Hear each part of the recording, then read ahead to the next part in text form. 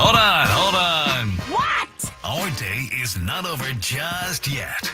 Woohoo! USA! USA! We have an action-packed hour for you 6 p.m. drivers. Would I rather be feared or loved? Easy, both. I want people to be afraid of how much they love me. Matt Skraby wraps up a full day of live and local sports talk. And that is the whole problem with aliens. You just can't trust them. Occasionally you meet a nice one, but usually they turn out to be some kind of big lizard. The Skraby Show starts now on 97.3 The Fan. Hello and welcome into the Skraby Show for July 15th, 2025. We are in the middle of an All-Star Game watch party, so I'll be updating you about what's going on in the All-Star Game throughout the show, and I will break in, I guess, whenever a Padre is up to bat or a Padre is pitching, because you still got Fernando Tatis Jr. on the bench, Manny Machado. He will go down in history as the first guy. I guess this is an official MLB game, the All-Star game. I'm pretty sure it's an official MLB game, but he'll go down as the first guy to have a call overturned on the automated balls and strike system. Now, I don't know how the umpire missed it. The only thing I can really think of, because it was a strike, and it was a pretty apparent strike, even for me at home, but the only thing I can think of is that Manny hit a foul ball off of the umpire's face, and it hit his mask, and it did the whole jostling of the mask, and then I could just think that maybe he was seeing stars. And I'm not saying that to be a jokester. I think that he might have been seeing stars. But the pitch happened. It was called a ball. And then so Manny was he was 0-2 before the pitch. Pitch happened. He went to 1-2. Cal Raleigh immediately tapped his helmet. They went to the automated balls and strike system. Within 20 seconds, they showed that it was a strike, and Manny struck out on the automated balls and strike system. So that is a trivia question right there. A trivia question, and also a good indication of how this is going to work. And it was quick. It was quick. But if you only get 2 challenges and you are going to have to use those wisely throughout the game. I don't think that players are going to use them wisely. I read about Paul Skeen saying that pitchers should not be allowed to challenge a pitch because pitchers always think their ball is a strike. So he said, maybe don't let us do it. But I've said this a million times. I'm going to say it a million more times. I'm really fascinated to see how this all goes down and how the strategy plays out, because you know that in the heat of the moment, some of these guys are going to want to challenge and they're going to have to hold back. Like, I have to think that at least in the first part of the season, when the automated balls and strikes system is in place, I have to think that they're going to give certain players the ability to do it. Like on the Padres, I would give Manny Machado the opportunity to challenge, because only 3 people could challenge: pitcher, catcher, hitter. Manager can't even challenge. I guess the manager could give a look or give a little signal of like, yeah, you should challenge that, but they have to do it quickly. It's going to be interesting, but it worked out not for Manny, but it worked out in the application of it. And I'm fine with the automated balls and strike system going in. Just a second, I'm going to tell you, because we didn't get to this during the Gwen and Chris show, but I want to tell you what Joe Torre said about the automated balls and strike system. It has a Padres twist. Dominic is saying, still flying high from your fantabulous win today? If you missed it, go back to 340. I played some Chris's Fantabulous Sports Game Show against Padres Diehard, a loyal listener, and he took it down to the end. I took it down to the end, and I ended up taking the title, and I will rub it in Tony's face when he gets back in the next time that we play. All right, back to the automated balls and strike system. So Joe Torre was the manager of the Yankees in 1998 when the Padres took him on in the World Series. And so Joe Torre has been really instrumental in bringing the automated balls and strike system to Major League Baseball, but he was even more instrumental in bringing expanded video review to the game in 2014. And he says that he likes it. He favors the system. He says that the technology is just so good that and they have it that they should use because it will make the game more clean, I guess. Is like there's no controversies over a strike and a ball that ends a game or ends a playoff game. There's going to be a way for recourse to happen, and so it will end up. I know that the human element of the umpire is something that I agree with, because sometimes umpires are just not going to have a great day, or they're going to call a strike a ball or a ball a strike, and it's going to anger everyone. But I really do think that in those major situations, in those important situations like a playoff game, that this is going to be something that I think is going to be good. And I think that it's going to be something that we all are going to learn to love. It's kind of like the pitch clock, I guess. I never really had an issue with the pitch clock, but I know a lot of people did. And now that the pitch clock is in, no one really complains about the pitch clock. And yeah, so. Carrie says, "Hi, Skraby, you're the best." Thank you, Carrie. Oscar, what's up? J-Max says, "Always saving the good stories from the Gwen and Chris show." Hey, I brought this up on the show. Chris said he wanted to talk about it later, and then we didn't do it. But anyway, back to Joe Torre.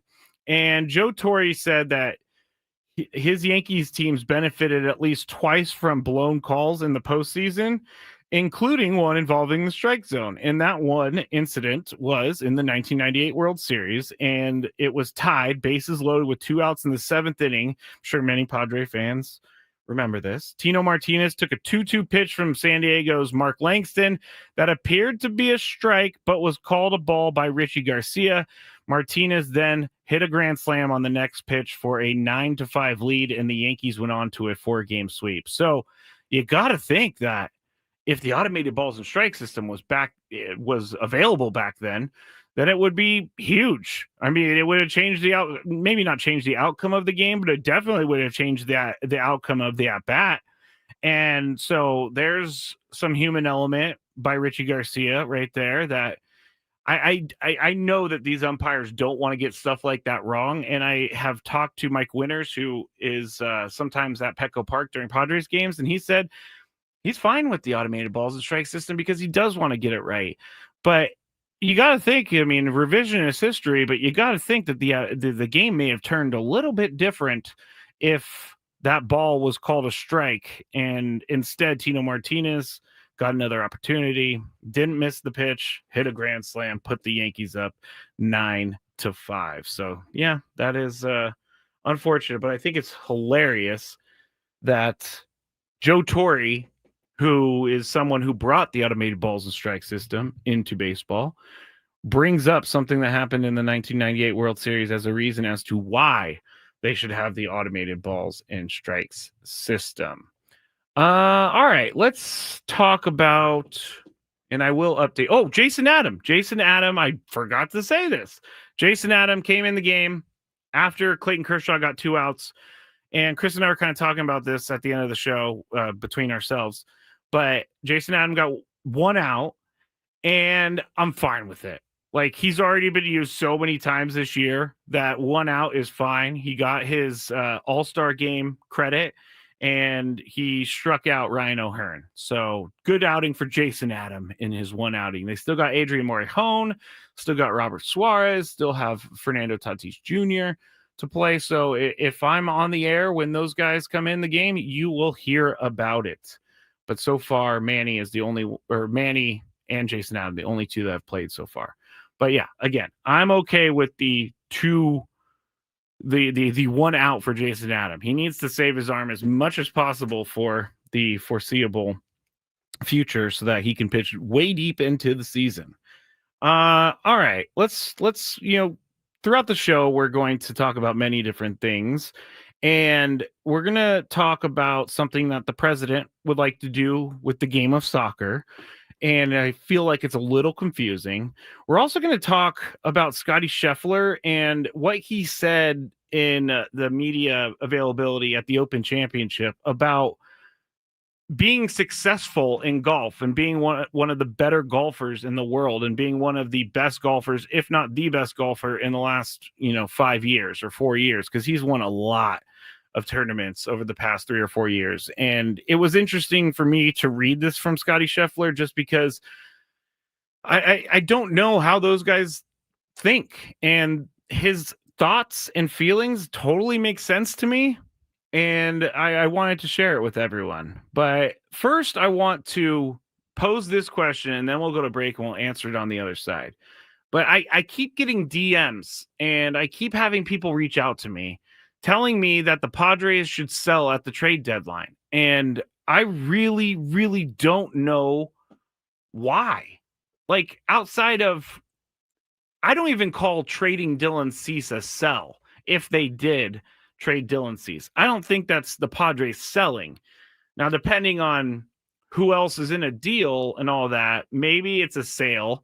But Dylan Cease, if he does get included into a trade, I think that is more of it's more of what the Padres had to do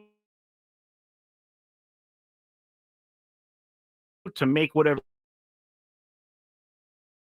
that made the trade. So I don't think that's selling. I just think that's necessity for the Padres in this hypothetical trade to put Dylan Cease in it. Now, if they trade Dylan Cease and Michael King, okay, maybe we're having a sale conversation. But I don't think they're going to sell. I don't think that they're even close to selling. So I'm just going to talk about, when we get back here on the Skraby Show, I'm going to talk a little bit more about why do people want to sell at this trade deadline for the Padres. I don't get it, but we'll talk about it a little bit more when we get back here on the Skraby Show, 97.3 The Fan. At Ralph's, you never compromise. You get high quality and low prices. Like you never compromise your meal with our spring salad mix.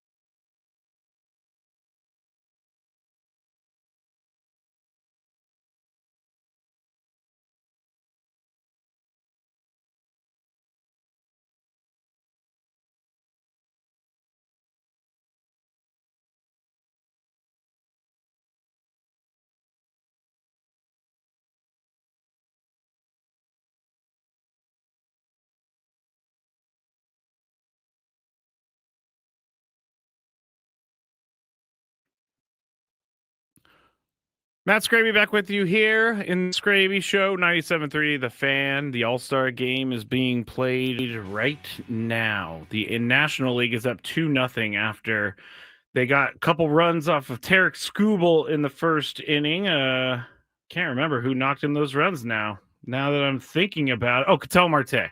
Ketel Marte knocked in those runs. He went opposite field down into the corner, and he got Ohtani home, and he also got Ronald Acuna Jr. to score all the way from first base. So National League up. If you're just tuning in, Manny Machado struck out in his at-bat earlier. They're coming up on the next National League hitter after this half inning because they just went to break, but I don't think Manny Machado is going to be in the game anymore. So we'll see if that. Oh, Manny is in the game still. Okay, maybe he will get one more at bat. Jason Adam already came in and got his one out. So we're still waiting on Morejon. We're still waiting on Suarez. We're still waiting on Fernando Tatis Jr. But when I went to break, I said I wanted to talk about why I keep getting messages. Oh, and Fernando is in the game, everybody. This is how tonight's going to go. If I see something on the TV that's Padres related, I'm just going to randomly yell it out. But Fernando's in right field right now. I get messages from people, and sometimes, at AA meetings or wherever I meet people, they want to ask the question, or they want to make a declaration. The Padres should sell at this trade deadline. And I always ask the same question. Why? Why do you think the Padres should sell at this deadline? And the answer usually is, well, they need to make sure that they're built for the next couple of years. And my answer to that, my response to that is, no, the window is now. You got to figure out next year. They still have a chance in this season. And right now they're in second place in the division at 52-44. They are only 5.5 games behind the Dodgers. They currently have a wild card spot, although it's a slim lead. It's a half-game lead over the Giants, but they still are. The season ended today. The Padres are in the playoffs. I don't understand this sell now thing. I really don't. Like, why would you want to sell? The goal is to win a championship. And I've been told that if the Padres win a championship, fans do not care what happens with the team for the next couple of years. And I can agree with that because it would be the first championship for the Padres. And it would be the first major sport championship for San Diego. So I really do question why some people want the Padres to sell. Why are we looking to next year already? I don't understand why. It's not something that I'm even entertaining or considering. And again, if they have to trade someone like a Dylan Cease, if they have to trade him, it's because they're getting someone back that's going to help the team. I don't think Dylan Cease is getting traded. I don't think Michael King is getting traded. Obviously, Michael King has not pitched in a little bit, so I think that's part of the reason. And he's supposed to be back in August. But I don't think that the Padres are looking to trade a major league ready player right now. And they're already rotation short a little bit. And they still have a long season to go. And you're going to need Dylan Cease. You're absolutely going to need him down the stretch. Now, people might say, well, he hasn't been that great anyway. And okay, he has, he's 3-9 on the year. It's been a tough year for him. And I'm not even going to go into the underlying numbers conversation, which is usually where some people go, where, well, his underlying numbers are good, so he's getting unlucky. That might be true. But in the end, it's wins and losses, and he's 3-9, and he has put the team in a tough spot multiple times this year. And so I don't see him being traded, but I still think that he's valuable for the Padres down the stretch. I don't want to see Dylan Cease in a trade. If you're trying to trade, the Padres are going to have to trade. I hesitate to say that they would trade any major league ready player or a player already on the team, but you might have to do that. And it's not going to be one of the big names, I don't think. If you're going to trade, it's going to be from the minor league system. And I know that the minor league system is a little bare right now because of all the trades that they made at the end of last year. But last year should be kind of a blueprint for this year. You go into the trade deadline, you bolster up your bullpen, you get players that are going to help this team down the stretch, and you're going to be able to hopefully win some games in the playoffs. Like I'm fully ready for the playoffs this year. I'm not ready for a trade that sets the team up for the playoffs next year. Like, this is the year. This is the window. I'll bring up the 49ers, for example. 49ers have been really good at building their teams over the years. They have not won a Super Bowl, and they have gone to a couple Super Bowls, and they've lost to the Chiefs twice in those Super Bowls in the last 5-6 years. And the 49ers window may be closed. And I know that fans have told me that, listeners have told me that to try to get me a little angry. And it does work because I kind of sort of believe it. And that's why it works, because you have to go for it when you can. Because if the 49ers come off of a 6-11 year like they did last year, and they go and they have another losing season, the window's closed. Like, I can't say that the window is completely closed right now for the 49ers, and I'm using them as an example because all of a sudden you could have a great team 2 years ago that go to the Super Bowl, and then all of a sudden it's just over and the window has been closed, and now you're trying to rebuild. So when a Padre fan, if you're a Padre fan who wants to sell at the trade deadline, think about how long it's taken to get this team built up to where it is now. They have their core under control, but you want to be able to take advantage of it now, because like I said, the window could close real quick. And then when that window closes, you as a fan are feeling like, wow, okay, our chance is over. And that's not a good feeling. I know a lot of people don't want to trade or don't want to sell at the trade deadline. I know that. But there are some out there that think that trading or selling at the trade deadline is something that the Padres should be doing.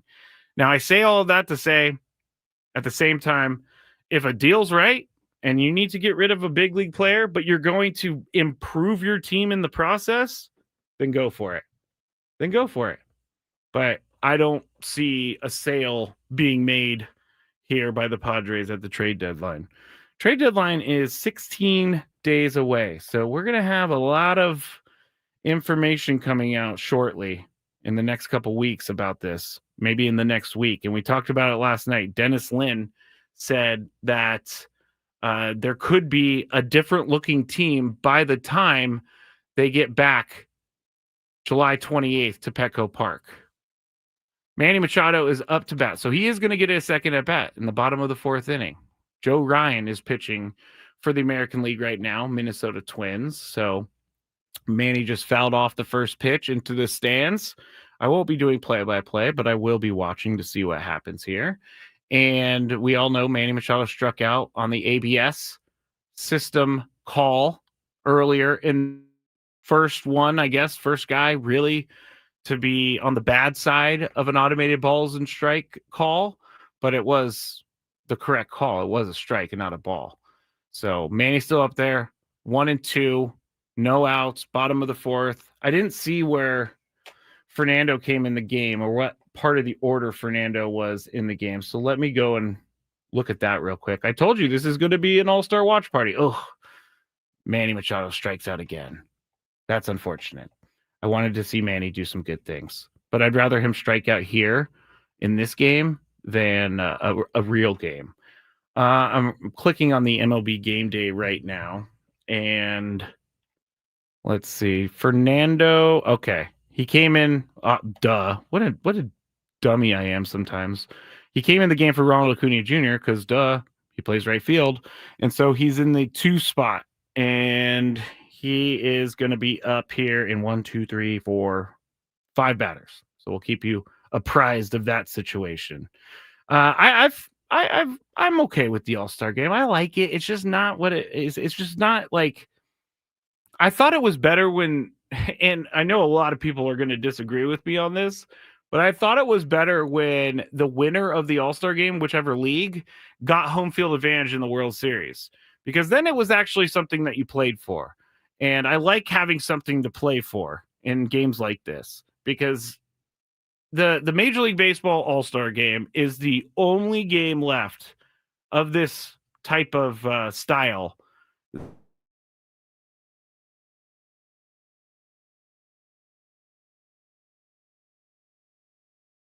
that care about.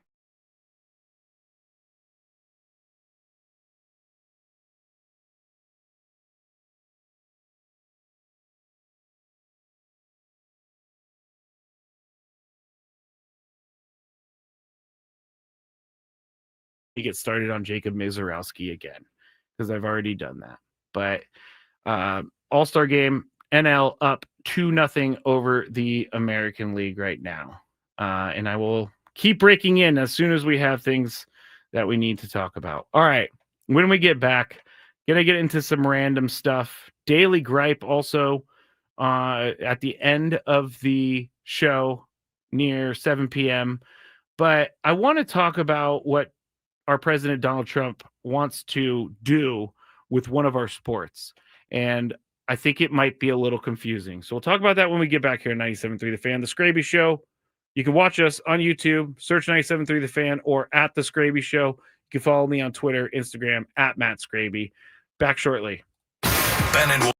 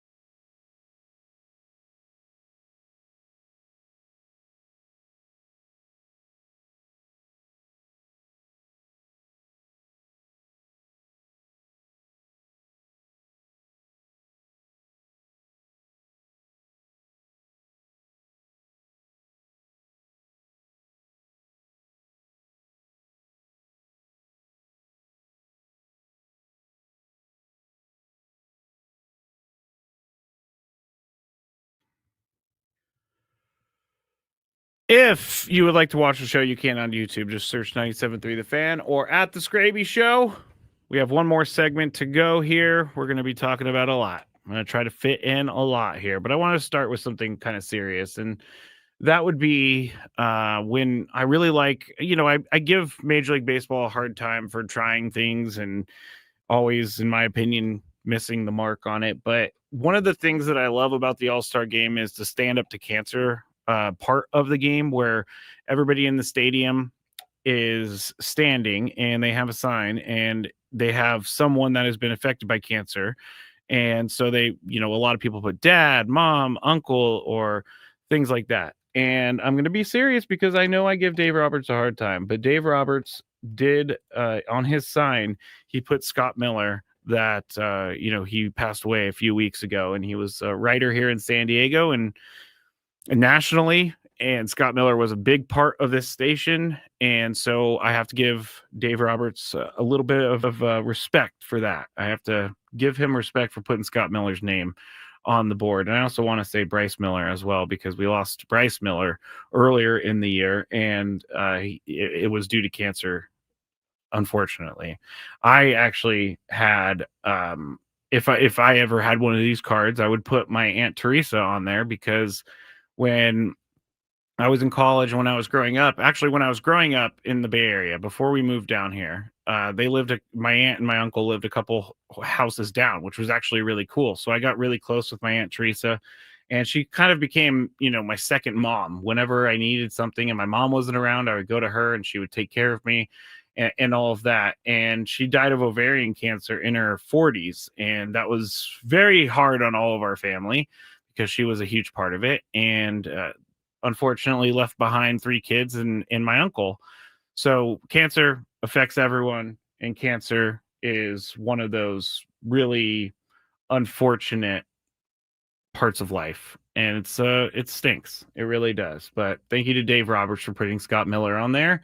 And anybody who's been affected by cancer, I know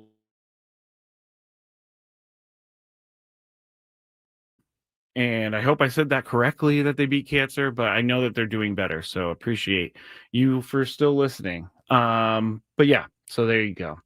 What else? Oh, yes. I said before the break, I wanted to talk about something President Trump might be doing that is maybe possibly a little confusing. And I think it was more of a joke and kind of said in passing, but during the FIFA Club World Cup match final a couple days ago, he told streaming channel DAZN TV that he was considering issuing an executive order to change the name of the sport in the U.S. from soccer to football, as it is called around the rest of the world.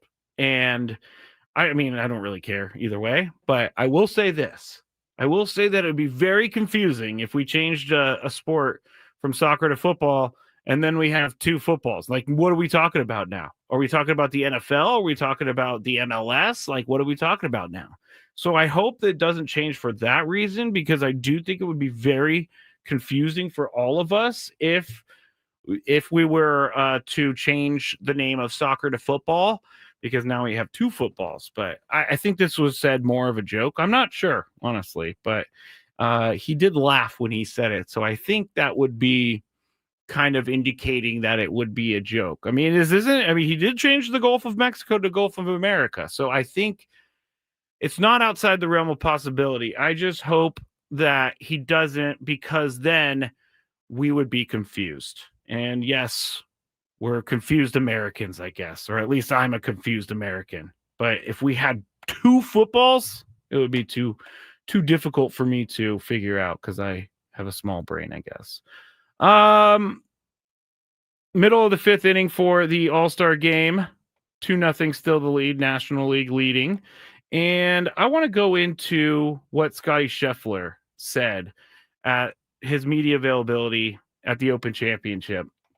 And it's a very long clip, so I'm not going to play the entire thing, but he talked about how winning sometimes is not as fulfilling as you think it is. And I'll let him do more of the talking than me.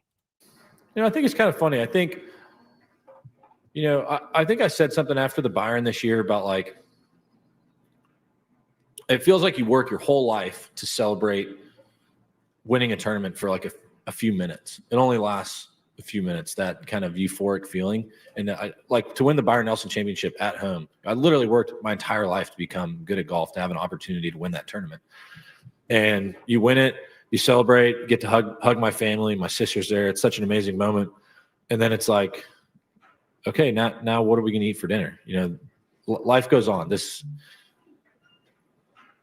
Is it great to be able to win tournaments and to accomplish the things I have in the game of golf? Yeah. I mean, it brings tears to my eyes just to think about, because it's literally worked my entire life to become good at this sport, and to have that kind of sense of accomplishment, I think is a pretty cool feeling. To get to live out your dreams is very special. But at the end of the day, it's like, I'm not out here to inspire the next generation of golfers. I'm not here to inspire somebody else to be the best player in the world, because what's the point?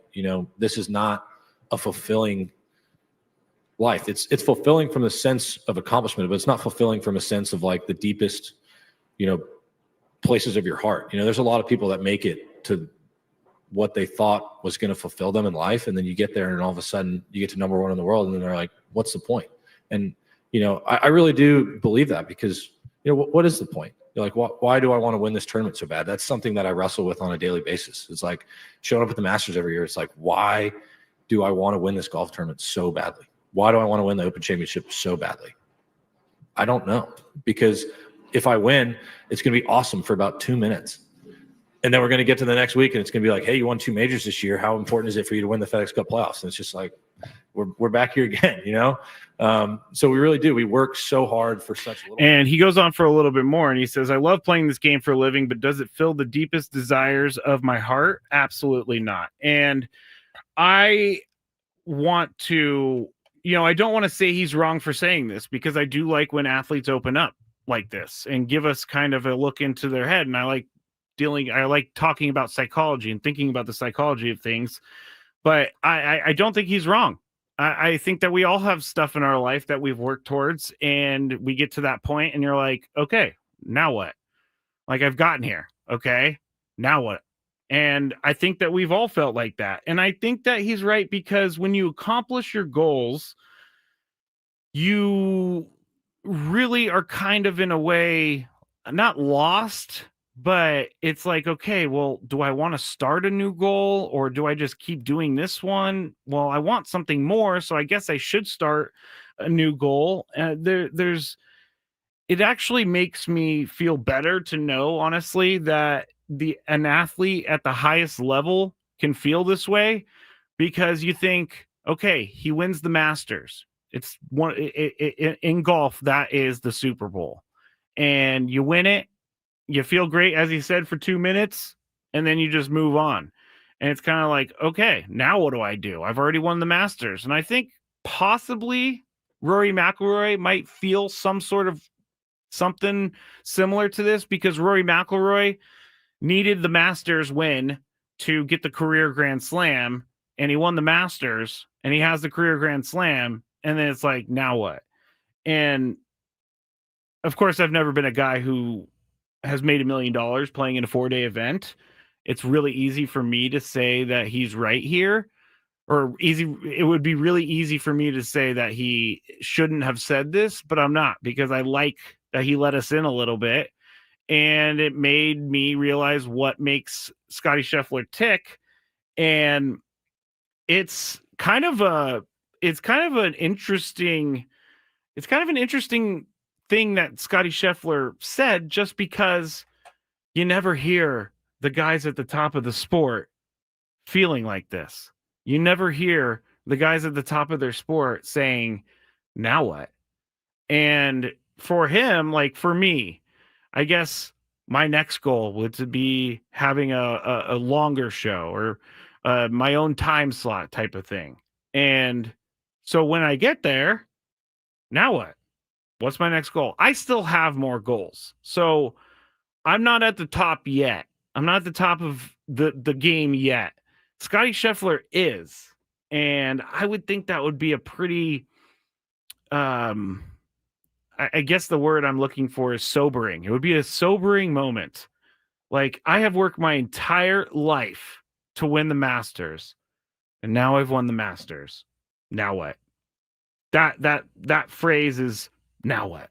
Like, that gets me, because I've not felt that before, but I've definitely gotten to points where, like, okay, I am now on the radio.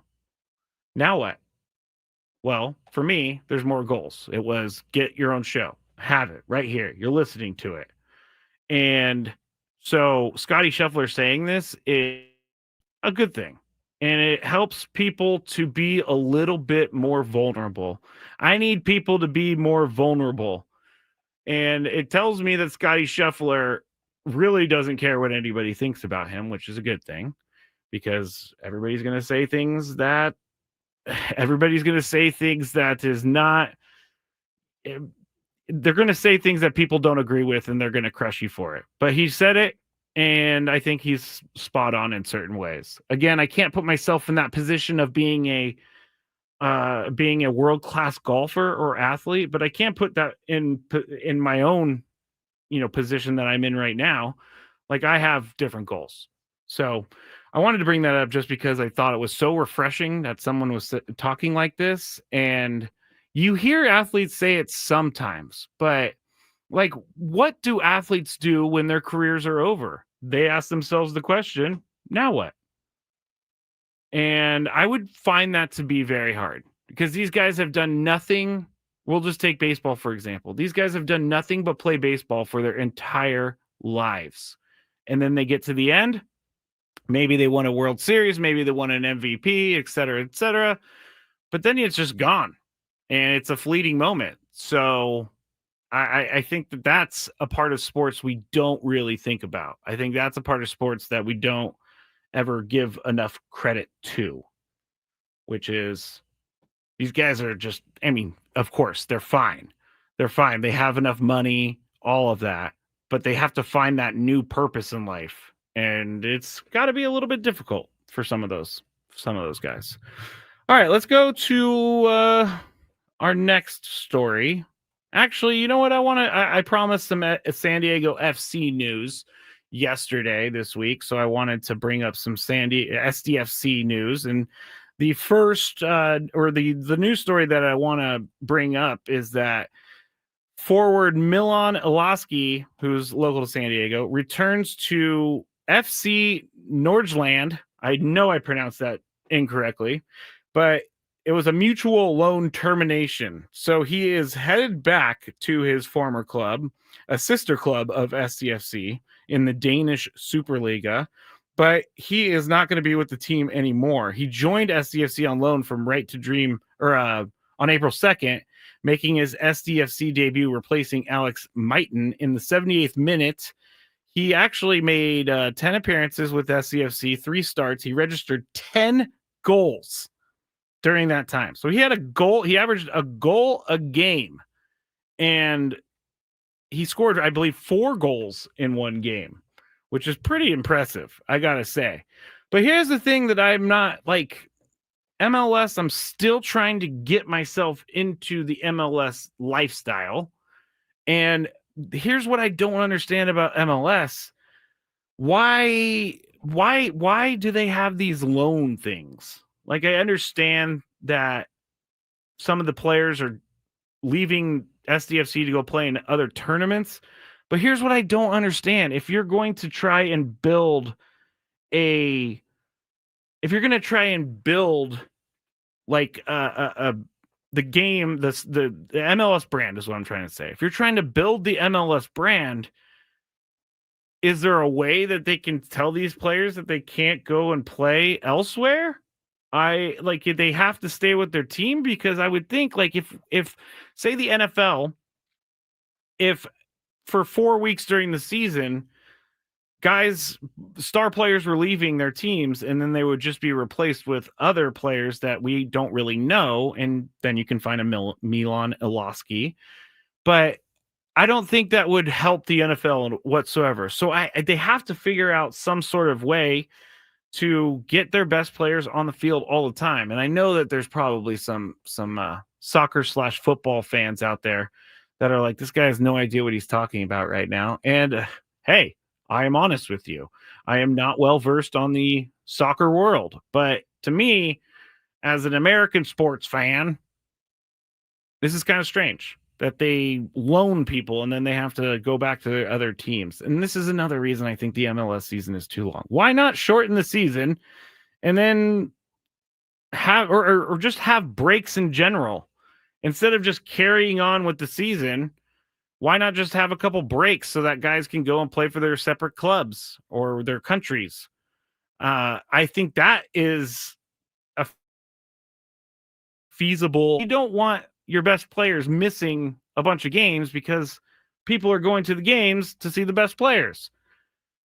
And again, I'm not well versed on soccer/football, but that's what comes to mind when I see that Milan Iloski is going back to the Danish Superliga. If he's so good, why does he not stay here? Because I guess, SCFC wants great players, right? Why don't they work out something so he could stay here? And maybe the Danish Superliga is a better league for him. I have no idea. But I did find that a little strange. And that's my foray into SDFC news. I will try and get some more SDFC news as the week goes along. All right. We have made it to the end of the show. Here is what's next. What's annoying Skraby today? Let's find out. It's time for the Daily Gripe. And I got to earlier because I really wanted to get some opinion on this, and we could carry this over to tomorrow if people would like.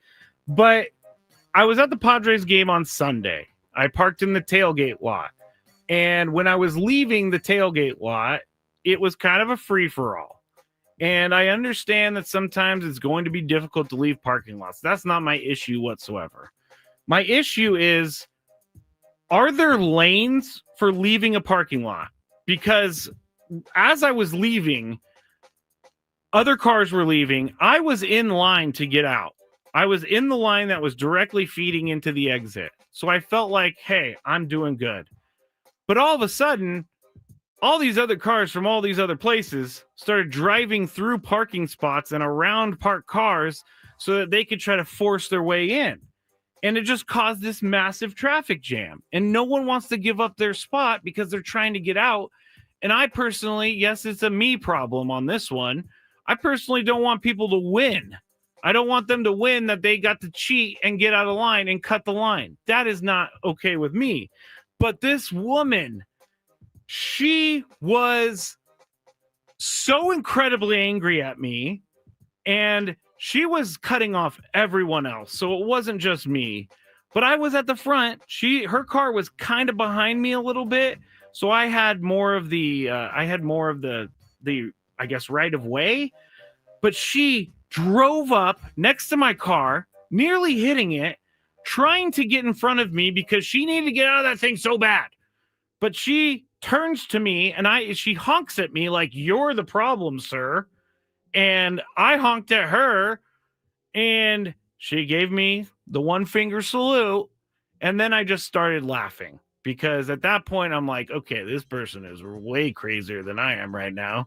So I'm going to let her get out of this parking lot. But my daily gripe is, why do people have to just do whatever they want? We live in a society, people. There is an exit lane. Why does no one get that you have to be in the exit lane? It's like waiting in line at, say, Disneyland. It drives me nuts. It drives me absolutely insane. And then for the person to be mad at me, and they were trying to drive their minivan with their children in it. So that's not good. All right, that's it for me. Talk to you all tomorrow. Thanks for listening.